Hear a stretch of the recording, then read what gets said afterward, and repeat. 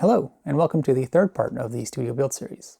In this video, we'll be having a look at designing and building the isolation for this room.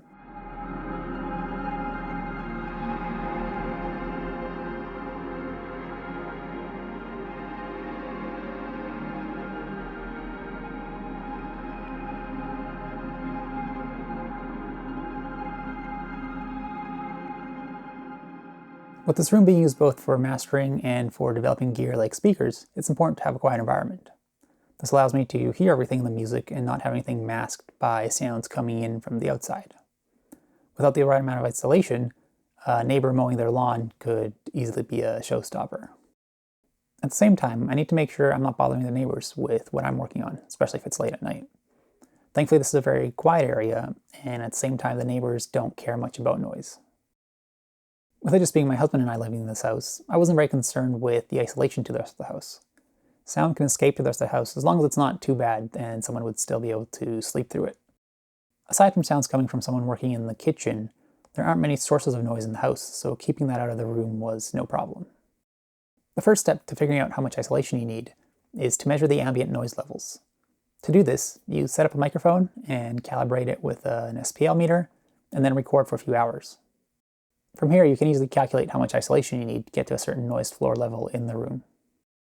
If we look at the transmission loss graphs for typical wall assemblies used, you can see it drops off at lower frequencies, meaning you have less isolation at those frequencies.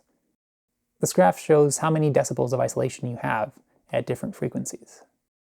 By using an EQ with a similar curve, we can listen to the recorded ambient noise and get an idea of how quiet the room would end up. The other part of the equation is making sure that the music I'm playing in the room isn't going to bother the neighbors. Because I work at fixed levels, I know how loud the loudest sounds in the room will be. I can then use a similar EQ curve to simulate how it would sound if we were just standing outside the room. After taking these two steps, this is the wall assembly I ended up designing. This was based on looking at the data published by National Research Council Canada and extrapolating that data for a wall with a bit more isolation. This is a mass-air-mass system, which means we have a mass on each side of the wall, separated by the air in between. The system acts like a spring to reduce the sound traveling through the wall. The system uses a double frame structure with no contact between them other than at the floor. This decouples the two sides of the system to prevent energy from being transmitted directly between them through the structure. On the exterior side is 2 layers of 3/4 inch plywood. Then there are the 2 separately framed 2x4 structures. The cavity in these walls is entirely filled with fiberglass, which is both for thermal insulation and for damping the resonances that happen inside that cavity. On the interior side, there's then a layer of 3/4 inch OSB, a layer of asphalt roofing, which helps dampen the wall, and then 2 layers of 5/8 drywall. The roof was built in a similar way, with roof trusses on the exterior framing structure, and then completely separate engineered I-joists on the interior framing structure. The gaps between the sheets were sealed on all layers with acoustic sealant, and then the final layer of drywall was finished to a level 3 finish like you'd normally see in most houses. It's a good time to mention the isolation the design predicts assumes the structure is built all around the room without any kind of holes or leaks, and that's far from the case. The biggest problem comes from having one side of the assembly be the exterior shell of the building. If I wanted to achieve an extremely high level of isolation, there would have needed to be a separate weather shell. In other words, there would need to be 3 layers. This was outside our budget, and we didn't have enough space on the property. The first problem is that there are a number of holes required on the exterior layer, like for roof vents and rafter vents. The second problem is that the exterior framing is connected to the rest of the house. Technically, sound will be traveling through the structure and leaving all around the house. It's not simply a matter of building this assembly on the walls and roof around the studio. Theoretically, I'd have to extend this around the entire house, which isn't feasible. Despite these limitations, the isolation ended up being more than enough. If I'm sitting here in silence without any music playing, I can't hear cars driving by at all, except if it's something like a large truck. If you stand outside the studio while I'm mastering, you can't hear anything at all.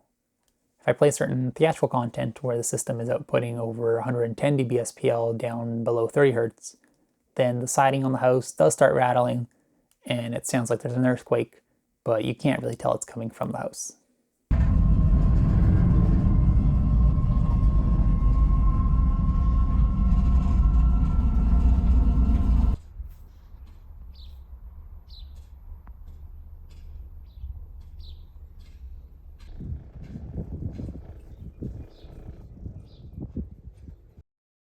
Here's an idea of the noise floor in the room with typical traffic driving by outside. When looking at the isolation of a mass-air-mass system, one of the most important factors is the surface density. This means how many kilos per square meter of wall your system weighs. Alternatively, it would be pounds per square foot. For a mass-air-mass system, you look at the surface density on each side of the wall. In this case, it was 20 kilos per square meter on the exterior side and 33 kilos per square meter on the interior side. I intentionally put more mass on the interior side since I knew the exterior shell would be compromised, whereas the interior side I could essentially make perfect with very few holes that I could easily control. When designing doors and windows, you generally want to at least match the surface density on each side of the wall. The weakest point in the isolation for this room are the windows. This goes back to having the outer shell also be the weather shell and the compromises that come with that. My windows consist of two separate windows separated by the depth of the wall. Unfortunately for the energy modeling of this house, my energy advisor was only able to factor in the exterior window, so that window had to be a regular window which met all of the regular thermal requirements for a house. This limited me to using a standard double pane window. I contacted all the manufacturers in the area, and the maximum I could get manufactured was a double pane window using 2 panes of 5mm glass. This does end up being less than the surface density of the outer shell, and introduces additional problems by being 2 separated panes. The inner window is then a 1/2-inch single pane of glass, which matches the surface density of the inner shell.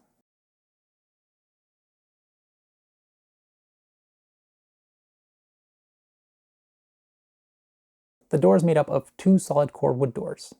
The inner door has a piece of plywood attached with a damping compound in between, and that makes it match the higher surface density of the inner shell. For the electrical, ideally everything would be surface mounted to avoid making holes in the walls, but I went with regular vapor-proof electrical boxes both to cut down costs with the electrician and to avoid any hassles with the building inspectors. The vapor-proof boxes already provide some level of isolation, and they were then wrapped in putty pads. Soundproofing your room is all about figuring out how much isolation you need at what frequencies, designing a system that'll give you that, and then building it in such a way that it doesn't get compromised. In this case, there are a number of compromises which I knew would be there going into this project, but I'm happy with how it turned out, and it's more than enough isolation for me. In the next part, we'll be taking a look at the acoustic treatment.